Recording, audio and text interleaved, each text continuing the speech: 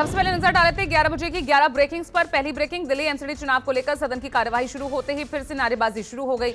Mayor के सदन में वापस आते ही एक बार फिर हंगामा होने लगा। बीजेपी की पार्षद रेखा गुप्ता ने पोडियम और माइक को तोड़ा और अमित नागपाल ने बैलेट बॉक्स को फाड़ दिया। रेखा गुप्ता, अमित नागपाल पर कार्रवाई होगी। हंगामे के चलते कार्यवाही कल सुबह 10 बजे तक के लिए स्थगित कर दी गई है।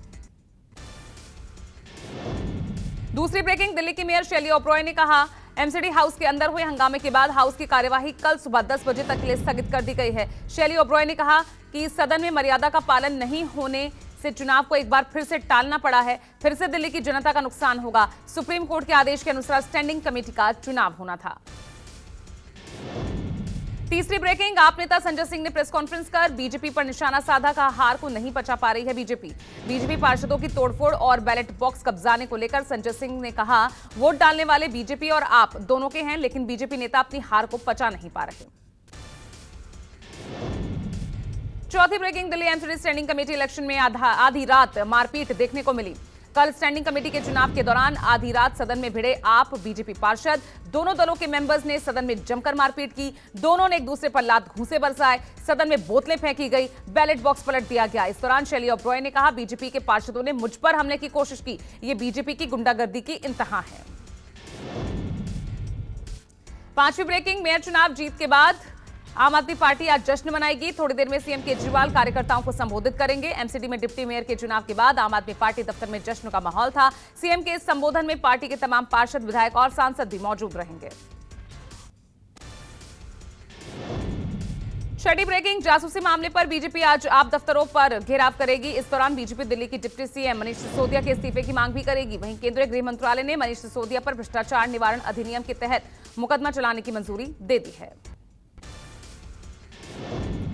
सातवीं ब्रेकिंग, पोस्ट बजट वेबिनार को पीएम मोदी ने संबोधित किया। पीएम ने कहा, हमारी सरकार का बजट नए युग के सुधार के लिए है। बजट में हरित निवेशकों को बेहतर मौका दिया गया। ये बजट ग्रीन ग्रोथ को बढ़ावा देने वाला है। हमारी सरकार जिस तरह जैव ईंधन पर जोर दे रही है, वो सभी निवेशकों के लिए बड़े अवसर लेकर आया है।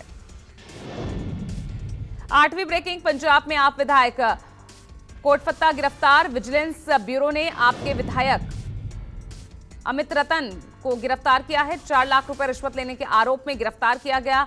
कोटफत्ता को आधी रात राजपुरा से पकड़ा गया। भटिंडा देहात से आपके विधायक है अमित रतन।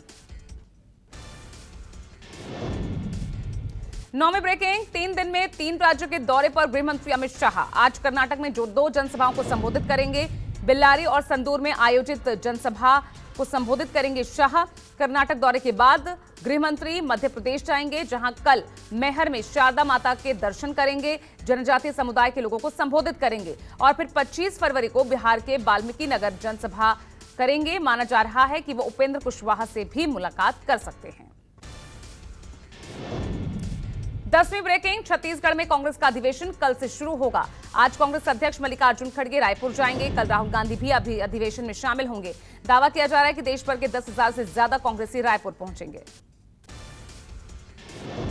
और 11वीं ब्रेकिंग, बिहार के रोहतास में एक मालगाड़ी पटरी से उतरी, 13 डिब्बे पटरी से उतर गए, 5 डिब्बे क्षतिग्रस्त हुए हैं। हादसे के बाद उस रूट से जाने वाली ट्रेनें लेट हो गई हैं। रेलवे प्रशासन ट्रैक ठीक करने में जुटा हुआ है। रेलवे अधिकारियों ने कहा, जल्द से जल्द ट्रैक ठीक करके मालगाड़ी को रवाना किया जाएगा।